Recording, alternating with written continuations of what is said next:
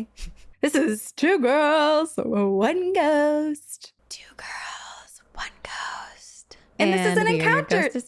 Oh, Hi. you just looked like I punished you. Oh my gosh. I made a mistake. Oops. That was so cute. Your inner child just came out. It's because I'm wearing braids. You said this before when I was wearing braids in a different one. You were like, you look younger. But also you went, whoops. You like hid. You went into your shell. Oh my gosh, that was adorable. I was like, don't look at me. I made a mistake. Try again. We are your ghostesses. That's Corinne. Hi. I'm Sabrina. And this is an Encounters episode. And I have a really, really long one, Corinne. So I will go second if you want to go first. Okay. Let me start with my longer one, and then we'll do the longest one, and then I'll end with a short one. Maybe that's the way that it will be helpful to my brain and my reading. We can do whatever we want. Well, I'm really just trying to make my own decisions for my own eyeballs and my ability to read. Okay, this is called I Once Held Hands with the Night Hag. Hey, girls. I absolutely love your podcast. I always listen to it when I'm in the shower or washing the dishes, and I often find myself out loud saying commentary like, oh my gosh, and no. And that was us too. Freaking scary. Anyways, I love what you do, and I look forward to it every week. Here is my scary story. Enjoy. This all starts with my childhood home. I'm not sure if there was an entity brought into it at some point, or if it had a portal, or maybe even if it was built on Native American burial ground, because I live in Wisconsin and they are everywhere. But there was definitely something there.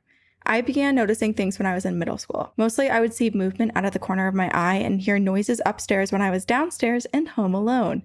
But things began to ramp up once I was in high school. At this point, one of my family members was having a lot of issues with their mental health and with addiction, and I fully believe it attracted negative energy into our house. I started to feel like I was being watched, and I would hear voices at night. Sometimes it was just a single voice shouting out words or names, and other times it sounded like a muffled party was going on somewhere else in the home. Men's voices, women's voices, children's voices. They were talking, they were shouting, they were even whispering all at once. I do love a ghost party. I know. It reminds me of the Haunted Mansion ride at Disney, and they're all dancing through the ballroom. This is also when I began to experience sleep paralysis. Don't love that. It was always the same time. I would lay on my back with my hands on my chest or at my sides when suddenly I would see a black shadow of a tall man standing over me. My whole body would be vibrating and the figure would be breathing deeply. With each inhale, he would come closer to my body and the vibrations would intensify. And when he exhaled, he would pull away from my body and the vibrations would lessen. I couldn't move, speak, or breathe. I would try calling out for my mom, but my mouth couldn't open, so all that would come out was this pitiful and she surely wouldn't hear. The only way I could wake up out of my sleep paralysis episodes was gasping for air because essentially I was suffocating. When this started happening, my alarm clock would go off some of the nights at 3:23 a.m. Nope. One time, it even went off when it was unplugged. Oh my God. Now, jumping forward to when I was in college, I still experienced sleep paralysis, but not as often, especially since I was away from home. Taking extra precautions to decrease the likelihood of it happening, I began sleeping on my stomach with my hands under my body, completely covered by the comforter from head to toe. One afternoon, I was studying for final exams. It was a mild spring day, so I had the curtains drawn and the windows were open. My bedroom lights were on as well, so I could read my notes and textbooks clearly. I started to get tired, and I decided I would just take a quick cat nap. I left everything as it was, curtains drawn, windows open, and the lights were on. I burrowed under my comforter and I began drifting to sleep on my stomach, except my hands weren't under my body. They were laying on either side of my head, and I knew I was in a deep sleep when suddenly something shifted. I sensed movement on the other side of my bed. I tried to fully wake up, but my body was paralyzed. Knowing that this was sleep paralysis, I prepared myself to see the same shadow figure loom over me, but instead, my comforter slowly began to lift up, and an old, wrinkled hand inched towards me. The comforter continued to shift and to move until an old woman started to crawl onto my bed towards me. To be honest, she looked like the old witch from Snow White, which makes me laugh now, but it was certainly terrifying in the moment. She trying to spoon? I guess. The old woman was looking at me, making full eye contact when she grabbed my left hand and started to pull my hand and arm towards her. She had a menacing smirk on her face. I tried calling for my roommate, whose name was Molly, so again, the only sound I could make was this pitiful but I knew she couldn't hear. Oh my gosh. The old woman was still smirking at me and pulling me closer to her, but then her smile faltered. She looked past my shoulder, cocked her head to one side a little bit, and started to retreat back towards where she came from. She let go of my hand, but I could still feel her touch. It felt like a vibration that lingered on my hand. She crawled backwards off my bed until the comforters fell flat, but not before giving me one last menacing smirk. And that is when I fully woke up. I still felt her holding my hand.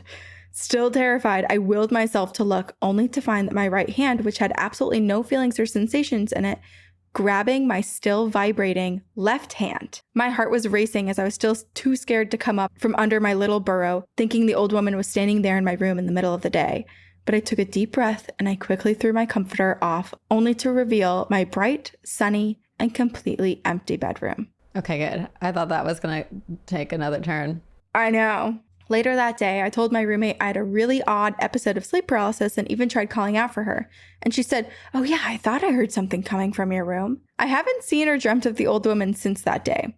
I fully believed my guardian angel was behind me, protecting me from her. And after that experience, I also stopped having sleep paralysis involving the tall shadow man. To this day, because of those incidents and a few others, I always feel a shield of bright light that engulfs my body, protecting me from negative entities. Oh, and one last thing. This year, my parents sold my childhood home. The housing market was nuts and houses were going quick, but for some reason, our house was taking months to get sold. One day, I was talking to my sister about the reasons why that could be. I think people can sense a residual energy in it when they tour it. I even called my parents telling them that they should get the house cleansed or blessed again. 15 years after I started experiencing sleep paralysis, I finally told my sister about what I went through while living there, including my alarm clock going off at 3:32 a.m. She was already away in college when these events started happening. That's when she told me that when she was living at home, she would randomly wake up at 3:23 a.m. almost every night. Stop. Not only that, but she would also have the vibrating sleep paralysis experiences with the tall shadow man inhaling and exhaling over her. Thank you for reading my story and happy hauntings, Grace. That, just the imagery of the tall man breathing over them. I know. Ugh, it's so weird. At first this is what I had kind of hoped for a moment when Grace was describing just like being on her stomach and feeling this kind of the old hag crawl up her in the sleep paralysis state. One, it proves that the sleep paralysis was not triggered by her sleep position, but rather just like the energy and entities around her. Yep, by her spooky assness. Yes, but I was like, oh my gosh, I hope that this is a moment for this tall, lurking, shadowy man to redeem himself. Maybe he was like her protector and he was the one that was like, get away from her, and scaring the hag away. But it sounds like there was something else that stepped in and was just like, all right, be gone, everybody. Yeah. I feel like this tall man and this lanky, bony woman are cousins, if not twins. If not the same thing. What if it's sort of like whatever vulnerable state you're in, it takes a different form. The thing grabbing and holding her hand is so gross. It is. It's so disturbing. I just hate it so much. And also just the fact that like, it's not just waking up at a certain time every night. Yeah. That's scary enough. But your alarm clock that's not even plugged in, still trying to wake you up at that time. Nope. Is that a culmination of all the paranormal energy that is buzzing around the room at that moment that is triggering and like making the electronics kind of falter? Or do you think that was perhaps a spirit guide or some good energy at that point trying to wake her up and be Protect. like, yeah, exactly. I do kind of feel like it was a protective thing because it's like if you wake up, then this thing can't happen to you. Yeah. I will say the other day I found a spider nestled into this blanket that I just wrapped over my body. Ooh. And so I have such fear, like my heart just started racing a little bit. But I did wash it. And I used our new sponsor, laundry sauce, and it smells so freaking good. Oh, it smells anyway. so good. Anyway, I am on spider watch. Okay. Yeah, I mean, I'm not as fearful of spiders anymore, and I don't want to kill them, but that just gives me the heebie-jeebies still. Like picking up a blanket or like putting on a sweatshirt and it's like in there with you. No. Ugh. I would say I have a bad memory for my own like life events and stuff, things that happened in my life and what food I ate that day or what we talked about on the podcast. But I have the sharpest memory when it comes to where I have found and killed spiders. Every experience with a spider, you remember. It's chronicled. It's locked away. It is like my main core island, the Spider Island. What a spooky, scary island in your brain. Yeah. Okay. So I have an email from our listener, Piper, and it's like 5 different emails, but it's all one story. I think Piper had to send it to us in multiple because it's so long. So this is part 1 and 2 is what we will start with. It is a series. Hey ladies, I keep trying to send this to you, but it won't send. My dad is a huge Bigfoot enthusiast and he typed up an incredible encounter. I've been trying to send it to you, but maybe there are too many attachments. So I'm splitting it up in multiple emails. This will be the first. I hope that you can read them for the Bigfoot special that Corinne is doing. That would be amazing. But you know what? Every episode can be a Bigfoot special if we want it to be. Now we get to celebrate in September. I love this so much because it's like Piper's dad typed this up and numbered every page. There's even a title page. It's called The Golden Incident. The Golden Incident. Okay, I'm fully in. Howdy from Denton, Texas. David here, currently 51 years of age. I've been passively interested in the Sasquatch topic for many years now. I guess it started with shows on TV about the Patterson-Gimlin film, etc. I am also hugely into fishing, constantly looking for new water that others have overlooked. I don't mind hiking distances through the muck that other fishermen won't in order to find something new or hidden. This is a perfect type of person for Bigfoot hunting. Yes. Then, in spring of 2016, I found and photographed large human-like footprints while out hiking and fishing the wooded creeks here in North Texas. 12 inches long, which would be a size 15 men's shoe size. I found smaller tracks as well. In 2017, again in late spring, same area, same thing, human-like tracks. Spring 2020, a friend also found and photographed tracks in that area. Not proof, but who goes barefoot in Texas? As Wes Germer says, everything in Texas tries to kill you.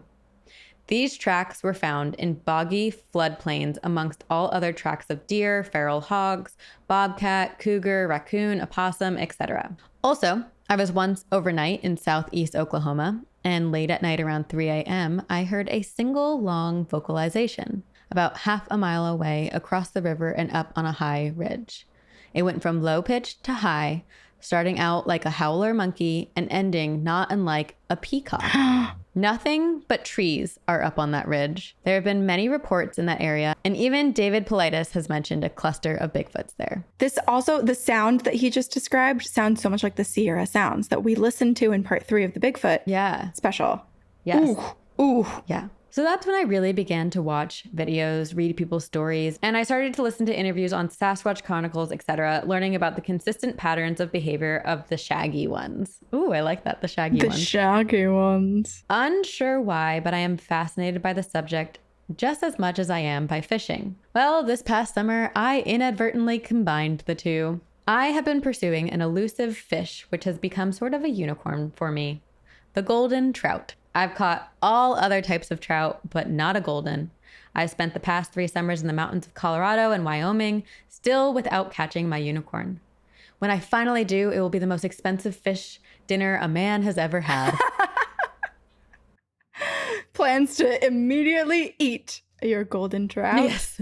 This past year, I researched southeastern Wyoming and all the possible golden trout locations there. They call it the Snowy Range in the Medicine Bow National Forest. I had never heard of it, and I presumed only a few locals ever go there. One small lake purportedly that has golden trout, but from satellite images, it looked a bit squatchy to me. Overgrown logging roads, no maintained trails, a lot of bushwhacking. I knew this would be too much effort for 99% of people who attempt, and the other 1% had no reason to go there. So even before I left Texas, I decided that I would not go to that little lake either. I even wrote on the map, in quotes, scary. So it's mid-August of 2020. I'm in Wyoming and I cannot believe what I'm seeing.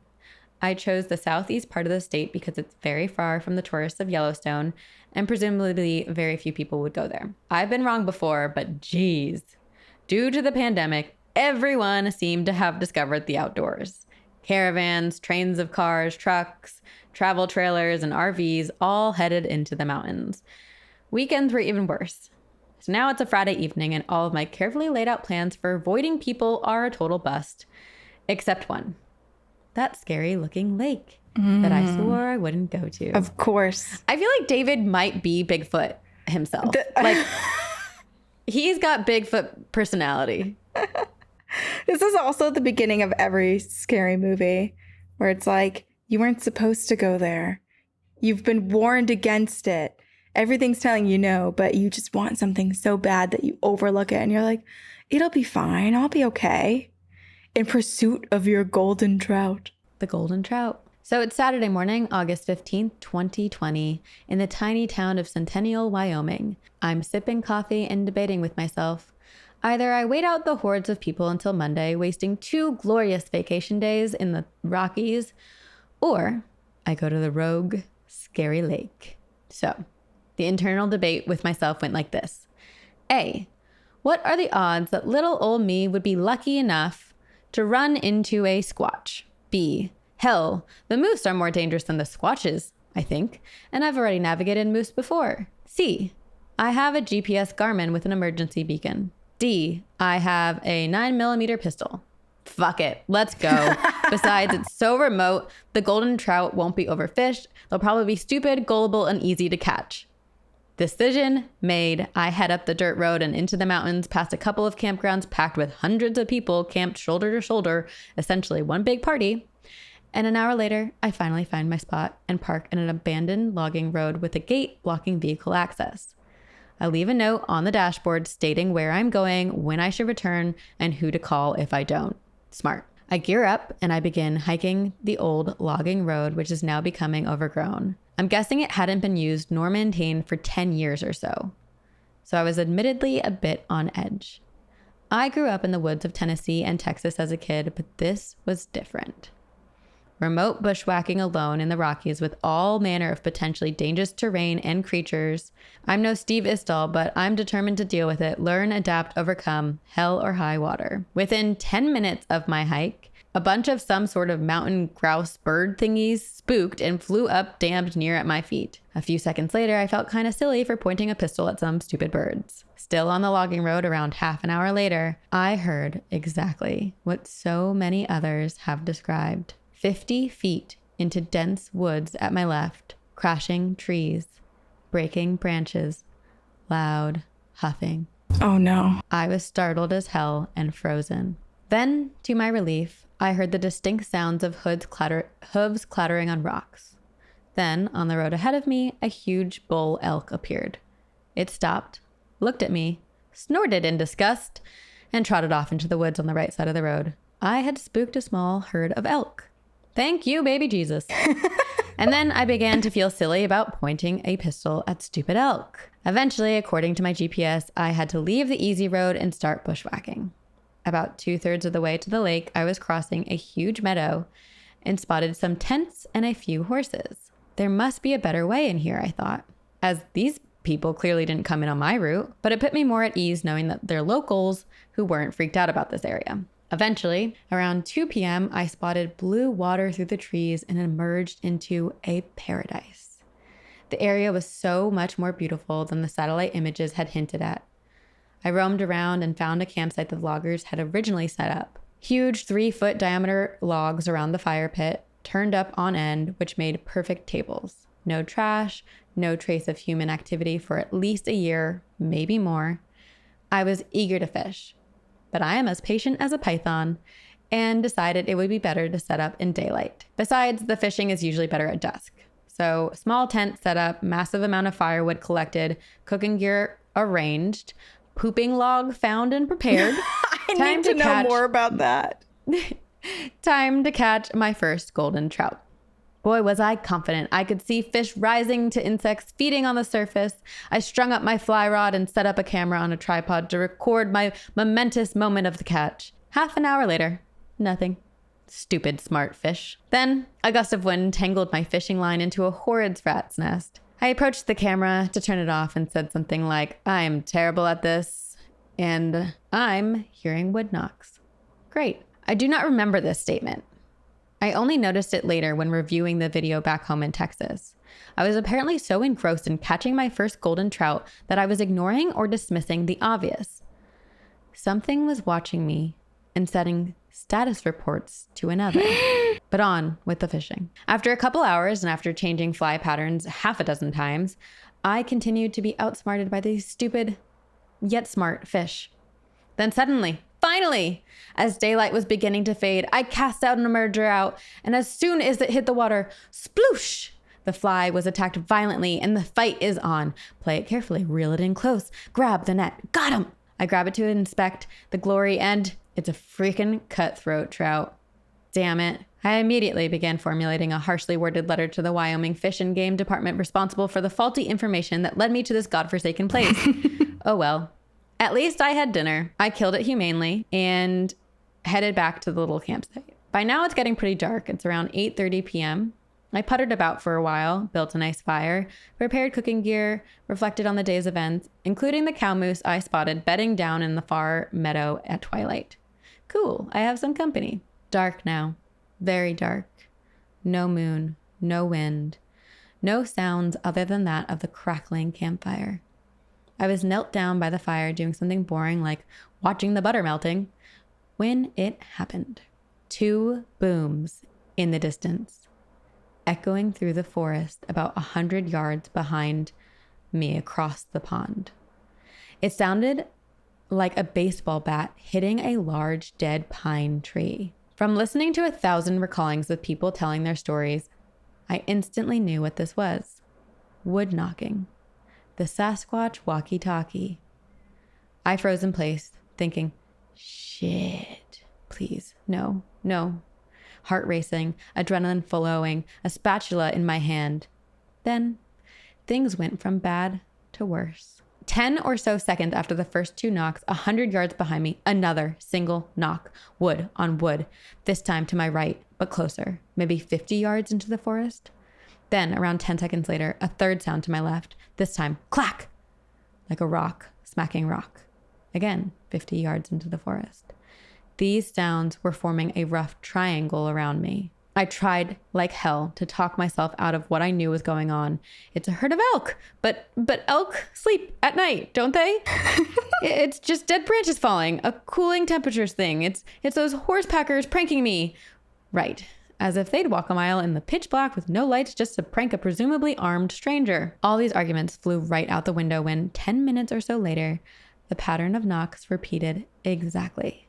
2 would knock behind me, a single would knock to my right, and a single rock clank to my left, all timed exactly as before, and all at the same distances as before. At some point, there was the strangest whistle, almost like a blackbird, which has a crackling to it, yet different. At some point, I hear a branch break somewhere nearby, and I realize I am surrounded. This is so terrifying. Completely alone. Utterly alone. In the dark. No moon. Nothing. In an area most people won't go. In an area most people have still logged on their map as do not go here. Yeah. Miles away from his car, too. Jeez. I began to weigh my options. Do I hike out? Hell no. Fire a couple warning shots? No. I don't want to be the first to escalate the situation. Start digging my own grave? Shoot. I don't have a shovel. I kept swiveling my head around, looking for any eye shine with my headlamp. Nothing. I began looking for my cluster's last stand and decided that I could get back into the nearby root ball of a huge drowned pine tree. But for the moment, I was still frozen at the fire, and I had been for about 15 minutes. For the first time, I now knew what the word terror meant. I will describe it as fearing for your life for an extended period of time. Not like a sudden car accident when you're scared for a few moments, then realizing you're fine. That's startled. Terror is a completely different animal. At age 51, this was completely new to me. I've seen people die in horrific ways, and I have lost a lot of sleep over it. I've had PTSD, but this was different. Not necessarily worse, but different. Maybe because there was one little difference. Hope. By around midnight, not much else had happened, and I noticed the dead fish just sitting there on the log table. Do they want the fish? Is that what this is about? Should I throw it to them? But that wouldn't be fair. It might piss off the other ones. So finally, I made a decision. I built a huge fire, cooked my damn fish, and ate it while I knew they were watching. A kind of fatalism took over me.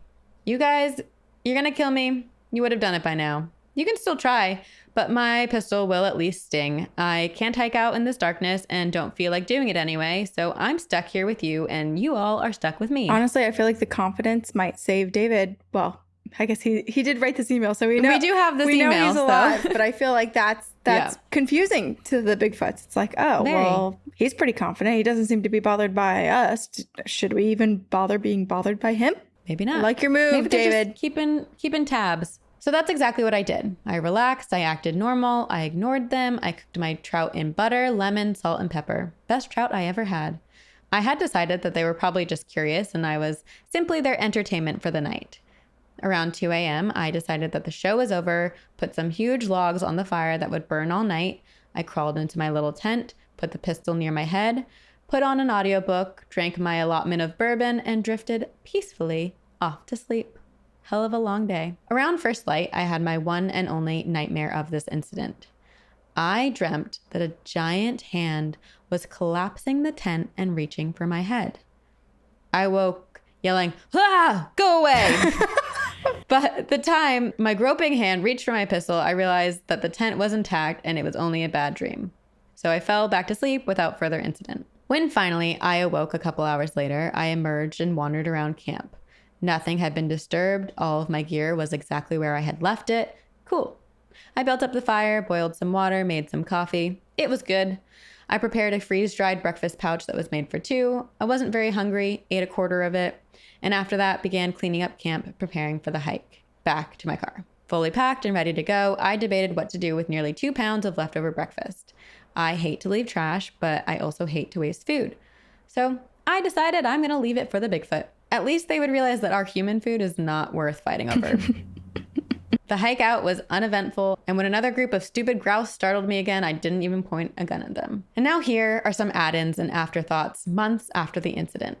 1. Also, I'm sad, David, that you didn't get your golden trout. I'm sorry. I know. Me too. But I would argue you got something even more rare. A Bigfoot encounter. All right, here are some afterthoughts and insights. 1. About the wood knocking and other sounds. If the people who have camped there in the past knew nothing of Sasquatch and their reported behaviors, they probably never would have noticed these unusual sounds over their laughter, banter, and clunking around.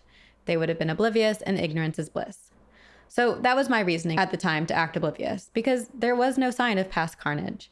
I eventually calmed down and decided I'd simply act like a normal, clueless camper, no need to wave my gun around. I'm rather pleased with myself for not being that guy in the horror movie that panics and gets himself killed because of it. 2. Thank God they didn't vocalize, howl, or growl as many others have experienced. That they did not give me the get the hell out warnings put me at ease, though I didn't consciously register that at the time. The fact that they were communicating amongst themselves with the knocking, yet sending no direct message to me personally, has led me to assume that I was simply their Sasquatch TV for the evening. Especially because he was solo, you know? I feel like if you're in a group of a couple people, maybe you'd get the warning. And if you're in a group that's huge, perhaps you wouldn't at all, because then you're so big that they're not going to start something. Right, because they feel outnumbered. 3. The 2 knocker on the other side of the lake could not have seen me clearly. The other 2 much closer could observe me. I hypothesized that perhaps the parents on the other side of the lake were letting the juveniles get some experience with us weirdo humans. Perhaps the 2 knocks were asking, "Y'all all right?" The single knock replies were saying, "Yeah, Mom, we're fine. The human is acting cool." But this is just my guess. 4. I love that. As far as the phenomena that may have been talked about, the sixth sense or hair standing on end, oddly enough, did not happen here. I backed out of other areas before, which was, to me, not a sixth sense, but more logic. In the past, while fishing a certain river, I thought, there are cougars in this area. It's getting dark, I'm alone, and there are cliffs to my back. Time to go. I am not a very emotional person. And here at this logging camp, alone in Wyoming, surrounded by 3 of these creatures, yeah, I was terrified, but it was a logical kind of terrified because of what I already knew and not necessarily a sixth sense. If I had a strong sixth sense, then would I not have turned around as soon as I arrived at this remote lake? So either I don't have a finely tuned sixth sense, or the area was safe and I could tell these guys weren't the asshole types. Maybe both. Who knows?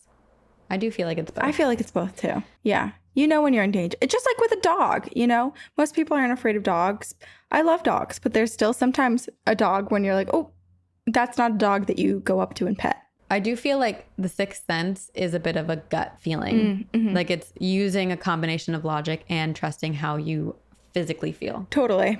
Okay, number 5, and this is the last additional thoughts. PTSD, post-traumatic stress disorder. I've had it happen in my early 20s, but fades more and more as the years go by. I am genuinely surprised and relieved that this incident seems to have not affected me as far as PTSD. I think about it every day. I can't help it, but I don't lose sleep over it, and I don't have any nightmares other than that one that I had while I was at the campsite.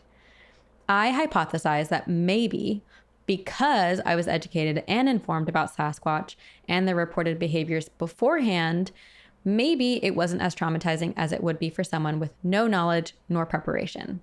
This is one more reason the public needs to know and the cover-ups need to be stopped. I agree with you. And that is from David via Piper, who is David's daughter. My biggest thing is, Piper, you sent a lot of images of this story, but the thing that is missing is your dad's photographed imagery of the human-like massive feet. Yes, because that's where it all started. That was page 1. Yes. We need that. I'm flabbergasted. It sounds like where David was going, the likelihood of being able to encounter a Bigfoot seems high. So me, as someone who wants an experience, but like a safe experience, is a little bit tempted to go there along with like 1 or 2 other people for safety. Okay, well, we can go. What if we find if I spot a golden trout, David, I will call you. Okay, so my biggest takeaway from this is, David, why did you not fish again the next morning in hopes of catching that golden trout? Probably because David survived one day without being a threat, but the more you lurk and loom in someone else's territory, that their perception of you could change. Risk gets higher. Your risk gets higher. Yeah. Maybe the Bigfoot eat all the golden trout. Maybe they do. That's their caviar. It's for extra special evenings. And they realized that David wasn't eating a golden trout. They're like, okay, that's fine. We'll watch you eat your cutthroat trout. Ugh, a basic trout. Have that every Friday. Basic trout. I'm looking for a Sunday dinner. Interesting. Ugh, my gosh. I'm curious too about how the elk live and the wildlife lives in harmony with Bigfoot. Because an elk is a creature that could easily spook, you know, like a deer or something like that. But it sounds like despite there being Bigfoot activity, it didn't stop the elk from crossing and living and hanging out in that area. It was still just like moving about, doing its own thing, trotting away. For a minute, I thought we were about to encounter hoofed Bigfoots for a second. I was like, whoa. I feel like this is the thing. We're all just trying to survive. Mm-hmm. Circle of life here. And I feel like Bigfoot is the same. Elks are the same. They're all like, we have this beautiful little lake here at our home and we can share it. There's enough room for all of us. I love the idea that it was a Bigfoot family too, and that they were just like checking in on each other, making sure everyone's good. You're just seeing from afar. Oh man, I want to see a Bigfoot so bad. I know. But don't you think you would be like scared? I feel like you'd be actually terrified. I would be. I might have PTSD. David didn't, but I might. I don't know. I feel like I'd be into it. It depends on what kind of experience, you know, because we've read so many where people are like chased and attacked, but then we've read just as many where there's just like they're not viewed as a threat, that they come across something kind of polite and you're just curious about each other. It depends on what type of experience I get. I think I'd be very excited. I'd be both scared and excited. It's kind of like skydiving. I've never been because I'm too scared, but I feel like it's the same sort of thing where it's you're so thrilled after it happens, but you're probably so scared as it's happening and right before it. The anticipation. Okay, so this just, I think because you said skydiving, I just thought about this. It's kind of tangentially related. And I only say it because I know you're scared of this and you have no desire to do this, but getting a tattoo. I so badly feel it is only right that I get my second real tattoo with you because I got my first real tattoo with you. Hell yeah. And I feel it is only right that I get it on Friday the 13th. You should. In Wilmington, okay, Delaware, which is where our show is. So if anyone has recommendations, I really want like a single needle, very fine line tattoo. Oh, tattoo. Where are you gonna get it? I want to do like right here. I love that. Ooh, this is so exciting. So let us know. And I think on Friday the 13th they do like $13 spooky tattoos. Yeah, a lot of places do. I don't need a $13 tattoo. Like that's not what I'm after. But I think getting a spooky tattoo on Friday the 13th while we're on tour is just the most serendipitous thing possible. So I'm gonna do it. We have to whisper some good intentions into the ink before it goes into you. So then you're just like living with good luck forever in your arm. Liquid. I'll do it. Liquid tattoo. You'll be luck. Prepared, and the guy with the person with the needle would just be like, "What the hell is going on?" I'll just be leaning over, like whispering my well wishes for you. They would be like very concerned. They're like, "Ma'am, have you drank before this experience?"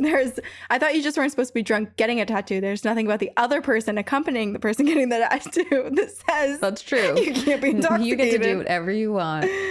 Oh, wait, genius. Okay, yeah, everyone send your recommendations if you know the area or know a tattoo artist in the area. And if not, then maybe when we're in Atlanta, Georgia for Halloween weekend.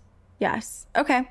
Well, let's get contacts for all three and we'll just do whatever feels right for you in the moment. Yeah, sounds good. Incredible. Great. Love it. Love it. All right, what do you have to end us on? One quick one. It's called 7 Layers of Hell. Lovely. Like 7-layer bean dip, but with hell. Hello, ghostesses. Oh boy, do I have a story for you. My name is Maggie, she, her, been a fan for quite a while now. I've emailed you a few times a story about my sister being grabbed when we stayed in a hotel room and a story about some creepy dreams in a spooky house that I lived in while growing up. At the end of that email, I said nothing has ever happened since, but boy, do I wish that was still true. I'm 23 now, and for almost 4 years, I've experienced nothing paranormal. Kinda sad, kinda good. Until the other night, I had a 7-layer inception dream that ended with meeting a demon. No, sorry, Maggie. You survived, though. You survived. The 7-layer bean dip of hell. On New Year's Eve, my boyfriend and his mom moved into a cute little farmhouse out in the farmland of Pennsylvania. Red flag number 1. Pennsylvania, red flag. Well, okay, then 2. Farmhouse. I knew what you meant. I was just kidding. I know, I like it. And also keep in mind, my mother lives in Pennsylvania, so no hatred. No. We're teasing because we know it. We have connection. Up until 2 weeks ago, I felt nothing spooky and have stayed many nights with them over the past month and a half, so I got a pretty good vibe from the house. One Friday night, I woke up around 2:30 and went to the bathroom. While I was doing my business, I heard the sound of a child's music box playing. It sounded like a little carnival music, and I freaked out and stayed in the bathroom out of fear for the next 10 minutes until I got up the courage to run back into my boyfriend's cozy bed. The next morning, I told him about it, and he summed it up to just being a sound from the phone. But we both kept our phones on silent constantly, and I can't think of a single app that I've heard from my phone or from his that would make that sound. So, thoroughly creeped out, but I just tried to push it out of my mind. That was until the following Tuesday when I also spent the night and I had the worst nightmare of my entire life. I frequently have very vivid and lifelike dreams and also occasionally have inception dreams where I'll wake up out of my bed, go about my day, and then realize I'm dreaming and wake up for real, but nothing has ever been creepy about this. See, okay, that always makes me wonder if we're actually, that makes me think that there is multiple timelines and like everything's existing at once because jumping into other consciousnesses. Conch